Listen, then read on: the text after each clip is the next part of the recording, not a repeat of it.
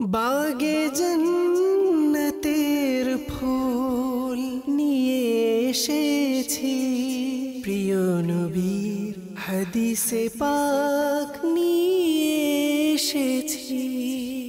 আলহামদুলিল্লাহি রাব্বিল আলামিন ওয়াসসালাতু ওয়াসসালামু আলা সাইয়্যিদিল মুরসালিন আম্মা বা'দ ফাআউযু বিল্লাহি মিনাশ শাইতানির রাজীম বিসমিল্লাহির রহমানির রহিম আসসালাতু ওয়াসসালামু আলাইকা ইয়া রাসূলুল্লাহ ওয়া আলা আলিকা ওয়া আসহাবিকা ইয়া হাবিবাল্লাহ আসসালাতু ওয়াসসালামু আলাইকা ইয়া নবিয়াল্লাহ ওয়া আলা আলিকা ওয়া আসহাবিকা ইয়া নূরাল্লাহ।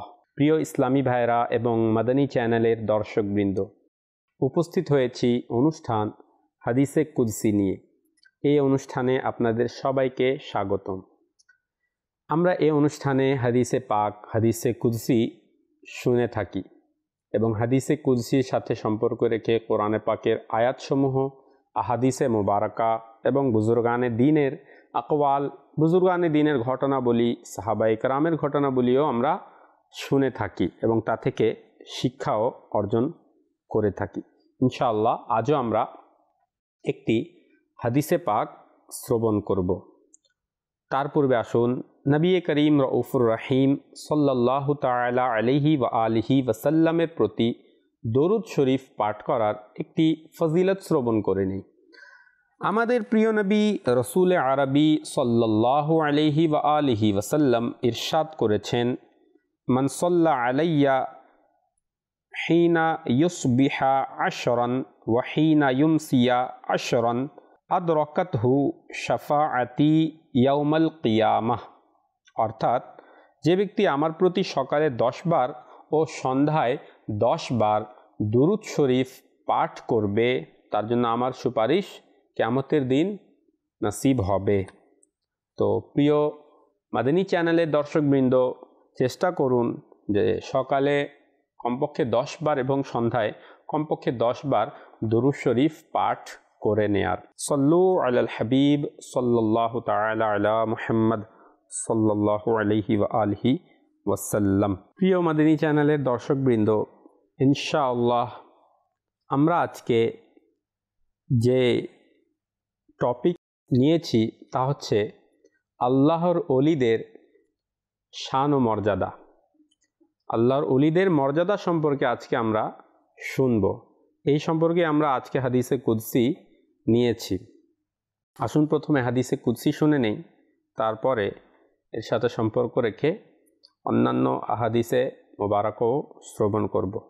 আন আবি হুরায়রা রাদিয়াল্লাহু তাআলা আনহু ক্বালা ক্বালা রাসূলুল্লাহি সাল্লাল্লাহু আলাইহি ওয়া আলিহি ওয়াসাল্লাম ইন্নাল্লাহা ক্বালা মান আদা লি ওয়ালিয়ান ফাকাদ আযানতুহু বিল হারব ওয়া মা তাকাররাবা ইলাইয়া আবদি বিশাইইন আহাব্বা ইলাইয়া মিম্মা ইফতারাদতু আলাইহি ওয়া মা ইয়াজালু আবদি ইয়াতাকাররাবু ইলাইয়া বিন নওয়াফিল হাত্তা উহিব্বাহু ফাইযা আহবাবতুহু কুনতু সামআহু আল্লাযী ইয়াসমাউ বিহি ওয়া বাসারাহু আল্লাযী ইউবসিরু বিহি ওয়া ইয়াদাহু আল্লাতী ইয়াবতিশু বিহা ওয়া রিজলাহু আল্লাতী ইয়ামশি বিহা ওয়া ইন সাআলানি লাউ'তিয়ান্নাহু ওয়া লা ইন ইসতাআযানি লাউ'ঈযান্নাহু ওয়া মা তারাদ্দাতু আন শাইইন আনা ফাইলুহু তারাদ্দুদি আন নাফসিল মুমিন ইয়াকরাহুল মাউতা ওয়া আনা আকরাহু মাসাআতাহু। আসুন এই হাদিসের অনুবাদ আমরা শুনে নেই। হযরত আবু হুরায়রা রাদিয়াল্লাহু তাআলা আনহু থেকে বর্ণিত, তিনি বলেন, রাসূলুল্লাহ সাল্লাল্লাহু আলাইহি ওয়াসাল্লাম ইরশাদ করেছেন যে আল্লাহ তাআলা ইরশাদ করেছেন, যে ব্যক্তি আমার কোনো ওলির সাথে শত্রুতা পোষণ করল, আমি তার বিরুদ্ধে যুদ্ধ ঘোষণা করলাম। যে আল্লাহর ওলির সাথে শত্রুতা পোষণ করবে, আল্লাহ তার সাথে যুদ্ধের ঘোষণা করেছেন। তারপরে আল্লাহ বলেন, বান্দা যা কিছু দিয়ে আমার নৈকট্য লাভ করে থাকে তার মধ্যে আমার নিকট সবচেয়ে প্রিয় হলো সেই ইবাদত যা আমি তার উপর ফরজ করেছি, আর সে নফল ইবাদত দ্বারা আমার নৈকট্য অর্জন করতে থাকে, এমনকি আমি তাকে আমার প্রিয় বানিয়ে নিই, আমি তাকে ভালোবাসি যখন বান্দা নফল ইবাদত করতে থাকে।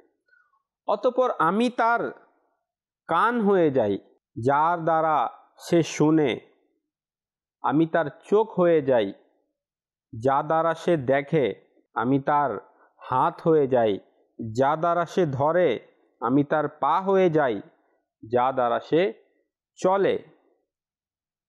যখন সে আমার কাছে কিছু চায় আমি তাকে অবশ্যই তা দান করি, আর সে যখন আমার কাছে আশ্রয় প্রার্থনা করে আমি তাকে অবশ্যই আশ্রয় দান করি। আর আমি যে কাজ করি তাতে কোনো দ্বিধা করি না, যতটা দ্বিধা করি একজন মুমিনের জীবন সম্পর্কে, কারণ সে মরণকে অপছন্দ করে আর আমি তার বেঁচে থেকে কষ্ট পাওয়াকে অপছন্দ করি। অর্থাৎ সে মৃত্যুকে অপছন্দ করে আর আমি তাকে কষ্ট দেওয়াকে অপছন্দ করি। প্রিয় মাদানী চ্যানেলের দর্শকবৃন্দ, আমরা হাদিসে পাক এর আরবি ইবারত এবং তার অনুবাদ শ্রবণ করলাম।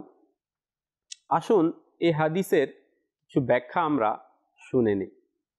আল্লাহ তাআলা বলেন, মান আদ আলী ওয়ালিয়ান।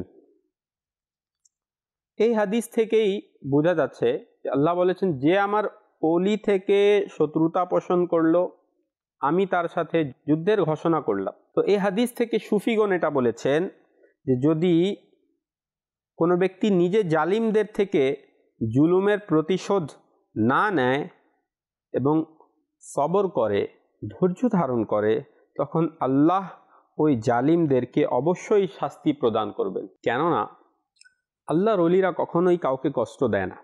কিছু মানুষ এমন আছে, দুর্ভাগা মানুষ, যারা আল্লাহর ওলিদের সাথে শত্রুতা পোষণ করে, যারা আল্লাহর ওলিদেরকে কষ্ট দেয়। কিন্তু আল্লাহর ওলিরা কখনো কাউকে কষ্ট দেয় না, কারো বিরুদ্ধে অভিশাপও দেয় না, বরং আল্লাহর ওলিরা সবাইকে ক্ষমাই করে। কিন্তু যেহেতু আল্লাহ তাআলা বলেছেন যে সে আমার ওলি, সে আমার প্রিয়, মানুষ যদি তাদের সাথে শত্রুতা পোষণ করবে, আমি যুদ্ধের ঘোষণা করলাম, আল্লাহ তাআলা তাকে ছাড়বেন না। তো এই জন্যই আল্লাহর ওলিদের থেকে কখনোই শত্রুতা পোষণ করা উচিত না। তারা অনেক ভালো মানুষ, তারা অনেক ভালো মনের হয়ে থাকে। যত আল্লাহর ওলিরা রয়েছে দুনিয়াতে সবাই, সবার অন্তর নম্র, সবাই অনেক ভালো মনের অধিকারী ছিলেন, বিধায় তো তারা আল্লাহর ওলি হতে পেরেছেন। তো হযরত বায়েজিদ বুস্তামি রহমতুল্লাহি আলাইহির যুগেও এমন এক ব্যক্তি ছিল, আর আজও আছে অনেক ব্যক্তি যারা আল্লাহর ওলিদের নামে উল্টাপাল্টা নাউযুবিল্লাহ অনেক কিছুই বলে থাকে, যে তারা তো আমাদের মতোই মানুষ, তাদের নিয়ে তো আমরা কথা বলবো কেন, তো বা তাদের দরবারে আমরা যাব কেন, তাদের দরবারে মানুষ কি পায়। তো বায়েজিদ বুস্তামি রহমতুল্লাহি তাআলা আলাইহি এর যুগেও এমন এক ব্যক্তি ছিল যে আল্লাহর ওলিদের সাথে শত্রুতা পোষণ করত। আচ্ছা, সে কি করত? যখন কোনো আল্লাহর ওলি তার সামনে চলে আসতেন, সে নিজের মুখকে ফিরিয়ে নিত। অর্থাৎ এমন অহংকারী হয়ে গিয়েছিল যে আল্লাহর ওলিদেরকে দেখে মুখটা ফিরিয়ে নিত। তো যখন ওই ব্যক্তি ইন্তিকাল করলো, তো মানুষজন যখন তাকে কবরে রাখলো, তো মানুষজন তার মুখ কিবলা দিকে করছে, কিন্তু তার মুখ কিবলা থেকে সরে যাচ্ছে। আল্লাহু আকবার।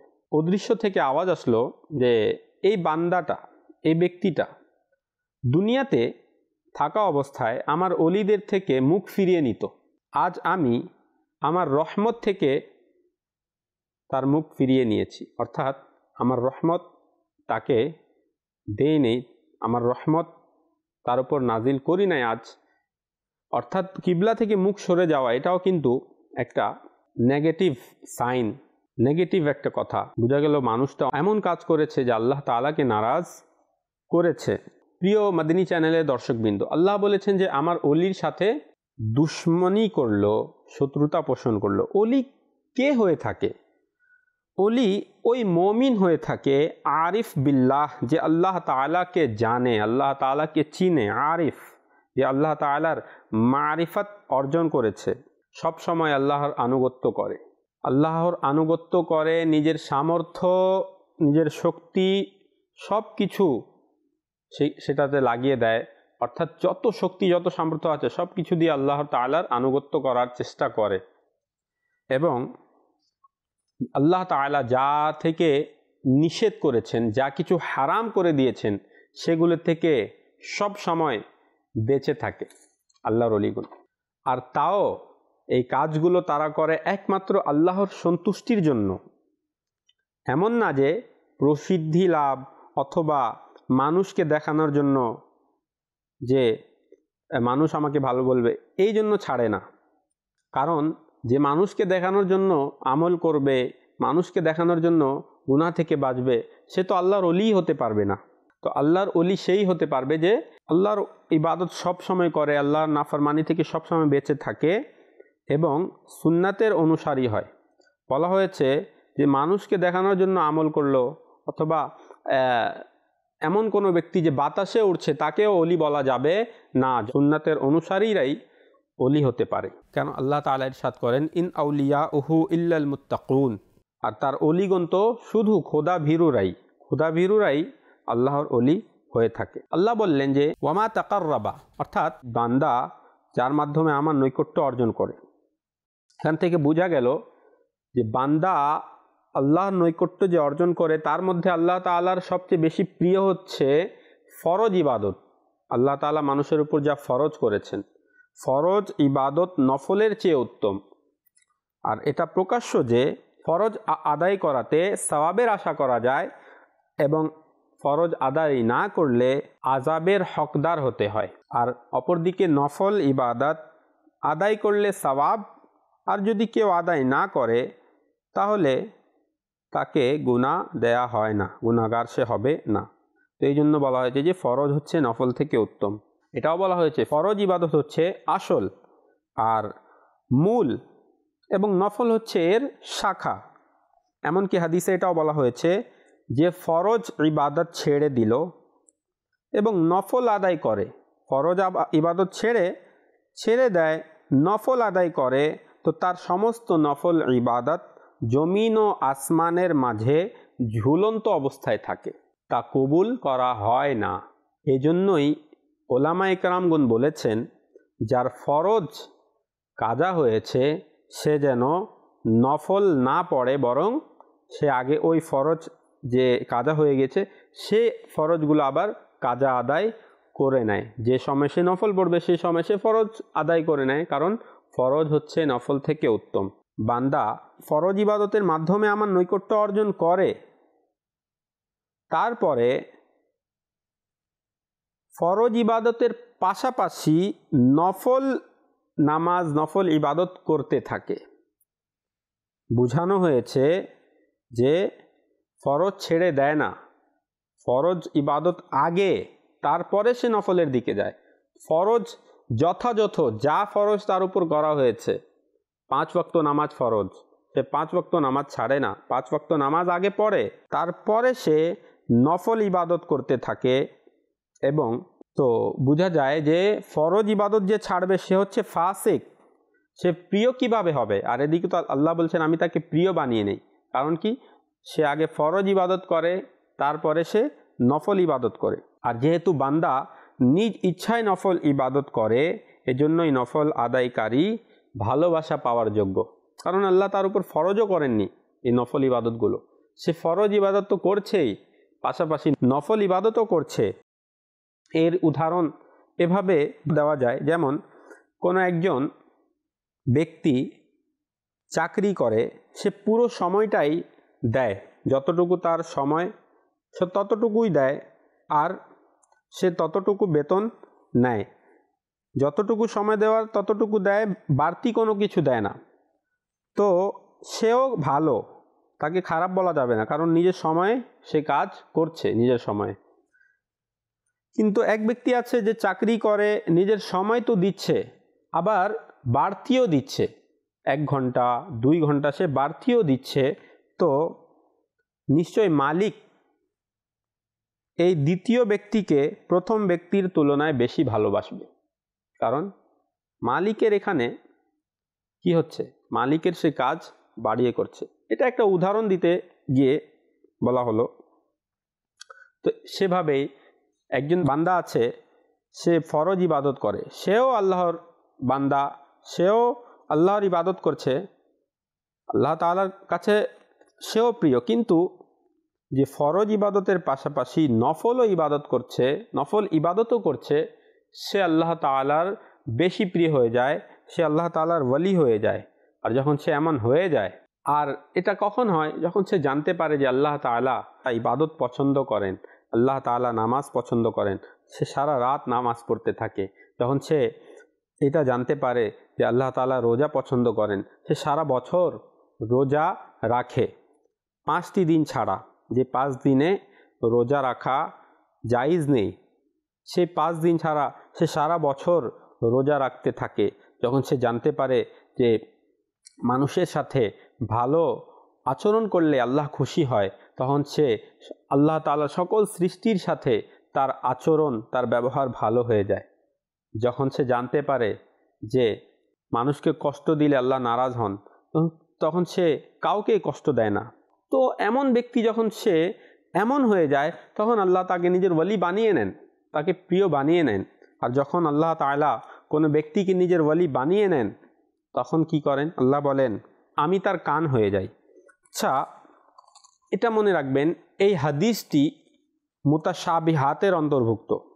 এটা আহলে সুন্নাত ওয়াল জামাতের এর উপর একমত রয়েছে যে এই হাদিসটি মুতাশাবিহাতের মধ্য থেকে, কারণ আল্লাহ তাআলা শরীর থেকে পবিত্র।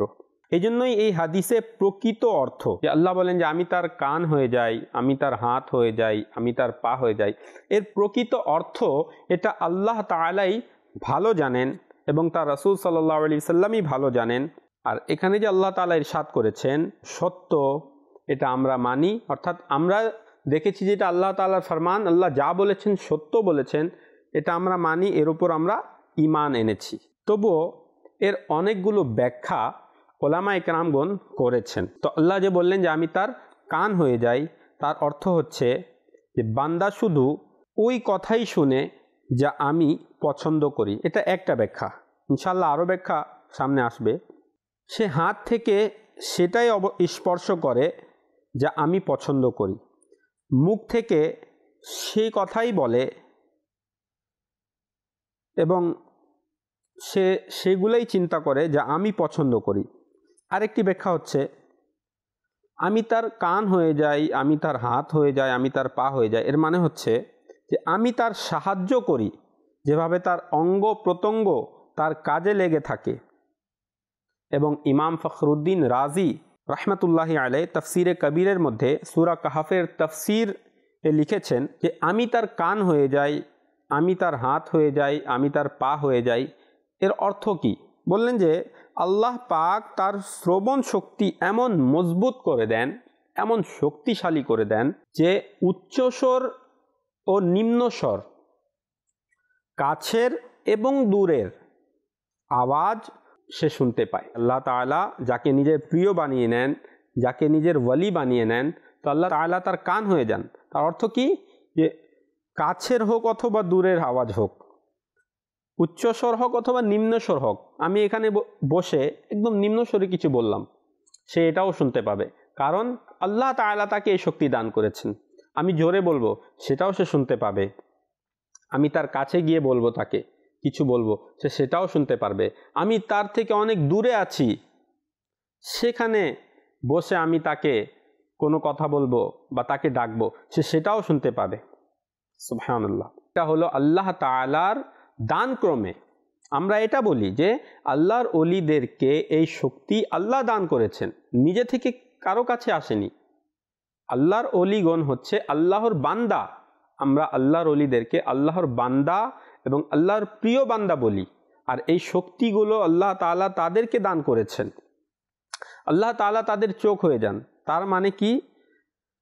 তার চোখে এমন নূর দান করি যে কাছে হোক অথবা দূরের সকল বস্তু সে দেখে নেয়।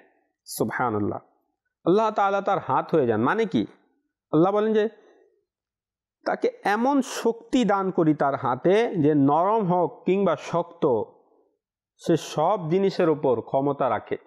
নরম জমিন হোক, শক্ত জমিন হোক, যাই হোক না কেন সব জিনিসের উপর সে ক্ষমতা প্রয়োগ করতে পারে।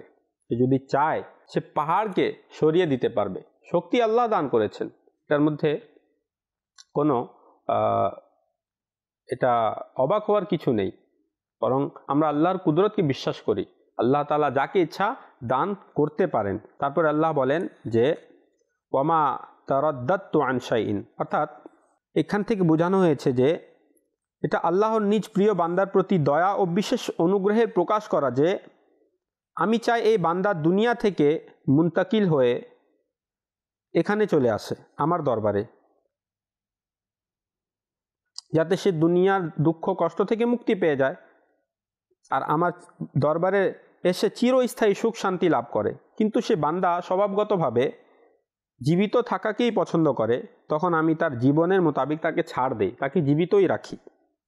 তারপরে যে আল্লাহ বলেন যে সে মৃত্যুকে অপছন্দ করে।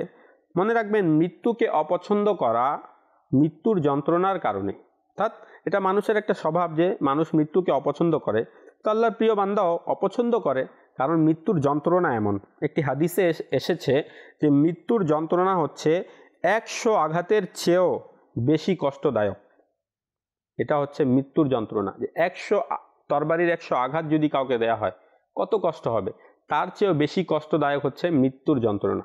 এই জন্য একটা স্বভাবগতভাবে মানুষের অন্তরে মৃত্যুর প্রতি, অর্থাৎ মৃত্যুকে মানুষ পছন্দ করে না। তো যেহেতু দুনিয়াটা একটা আল্লাহর সৌন্দর্য প্রকাশের স্থান, আল্লাহ তাআলা দুনিয়াকে এত সুন্দর সৃষ্টি করেছেন, তো বান্দা, সেই প্রিয় বান্দাটা প্রত্যেকটি বস্তুতে আল্লাহর জলওয়া দেখে, আল্লাহর তাজাল্লি দেখে। সে জীবিত থাকতে চায় এ দুনিয়াতে, যাতে আল্লাহর সৃষ্টির মাঝেই আল্লাহর জলওয়া দেখতে পারে। সৃষ্টির যে আল্লাহর যে দুনিয়ার আয়না রয়েছে এটার মধ্যে আল্লাহর জলওয়া দেখতে পারে। এবং আল্লাহ এটা পছন্দ করেন না যে তার প্রিয় বান্দার মনে কোনো কষ্ট আসুক, এজন্য তাকে তখন মৃত্যু দান করেন না। কিন্তু আল্লাহ এটাও পছন্দ করেন না আমার প্রিয় বান্দা এই দুনিয়ার দুঃখ কষ্টে আটকে থাকুক, কিন্তু তারপরে আল্লাহ নিজ বান্দাকে তার ইচ্ছা অনুযায়ী জীবিত রাখেন। অতঃপর যখন বান্দার দৃষ্টি থেকে এই হিজাব উঠে যায়, তার মানে হচ্ছে যে দুনিয়ার এই আয়নাতে আল্লাহর জলওয়া দেখা, সুখ শান্তি তো আছে, কিন্তু তার চেয়ে বেশি সুখ, তার চেয়ে বেশি শান্তি তখন পাওয়া যাবে যখন আমরা সরাসরি আল্লাহর দিদার করব। তো তখন ওই প্রিয় বান্দার ভিতরে মৃত্যুর প্রতি ভালোবাসা সৃষ্টি হয়। কারণ মৃত্যুবরণ করলেই তো আমরা আল্লাহর কাছে যেতে পারবো, আল্লাহর দিদার করতে পারবো। তো যখন বান্দার মৃত্যুর প্রতি ভালোবাসা চলে আসে ওই প্রিয় বান্দার, তখন আল্লাহ তাআলা তাকে মৃত্যু দান করেন। সুবহানাল্লাহ। তো প্রিয় মাদানী চ্যানেলের দর্শকবৃন্দ, আমরা শুনতে পারলাম যে আল্লাহর ওলিদেরকে আল্লাহ তাআলা কি প্রতিদান দান করেছেন। আর আল্লাহর ওলি, প্রথম তো আমরা শুনলাম ফরজ ইবাদত নিজের জায়গায় করতেই হবে। প্রত্যেক ফরজ ইবাদত, রমজানের ফরজ রোজা, 5 ওয়াক্তের ফরজ নামাজ, তারপরে জাকাত ফরজ হলে জাকাত আদায় করা, হজ ফরজ হলে হজ আদায় করা, এই ফরজ ইবাদতগুলো আল্লাহর ওলিরা করেন এবং তারপরে এর পাশাপাশি নফল ইবাদতে নিজের দিন সময় এটা অতিবাহিত করেন। তখন আল্লাহ নিজের সে বান্দাকে প্রিয় বানিয়ে নেয়, ওয়ালি বানিয়ে নেয়। আর কোরআনে পাকে আল্লাহ ইরশাদ করেছেন, আলা ইন্না আউলিয়া আল্লাহি লা খাউফুন আলাইহিম ওয়ালা হুম ইয়াহজানুন। শুনে নাও, আল্লাহর ওলিদের কোনো দুঃখ নেই, কোনো ভয় নেই। সুবহানাল্লাহ। তো আমরা হাদিস থেকেও জানতে পারলাম যে আল্লাহর ওলিদ যখন আল্লাহ কোনো বান্দাকে প্রিয় বানিয়ে নেন, তাকে এমন এমন ক্ষমতা দান করেন যেটা সাধারণ ব্যক্তিদের কাছে, সাধারণ মানুষের কাছে থাকে না। আর তাদের কোনো ভয়ও নেই, না দুনিয়াতে না আখিরাতে। তো এই জন্য আমাদের উচিত, আমরা যারা সাধারণ মানুষ তারা আল্লাহর ওলিদেরকে অবহেলা না করি। হ্যাঁ, আল্লাহর ওলিদের ব্যাপারে আজে বাজে কোনো কথা না বলি। না হলে মনে রাখবেন, আল্লাহ তাআলা যদি নারাজ হয়ে যান, দুনিয়াও খারাপ হয়ে যাবে, আখিরাতও খারাপ হয়ে যাবে। সব সময় চেষ্টা করুন যেন আল্লাহর ওলিকে ভালোবাসতে থাকি আমরা। তখন দেখবেন আল্লাহ তাআলা এই ভালোবাসার কারণে আল্লাহ তাআলা এই ভালোবাসার জন্য আপনার থেকে রাজি হয়ে যাবে ইনশাআল্লাহ। আল্লাহ তাআলা আমাদের সকলকে নিজের ওয়ালিদের ভালোবাসা দান করুন, আমিন। বিজাহিন নবীল আমিন সাল্লাল্লাহু আলাইহি ওয়াসাল্লাম। প্রিয় মাদানী চ্যানেলের দর্শকবৃন্দ, আজ এইটুকুই। ইনশাআল্লাহ আগামী পর্বে আবার উপস্থিত হব নতুন কোনো বিষয় নিয়ে। ততক্ষণ ভালো থাকুন, সুস্থ থাকুন, মাদানী চ্যানেল দেখতে থাকুন। সাল্লু আলাল হাবিব সাল্লাল্লাহু তাআলা আলা মুহাম্মদ সাল্লাল্লাহু আলাইহি ওয়া আলিহি ওয়াসাল্লাম। বাগে জান্নাতের ফুল নিয়ে এসেছি, প্রিয় নবীর হাদিসে পাক নিয়ে এসেছি।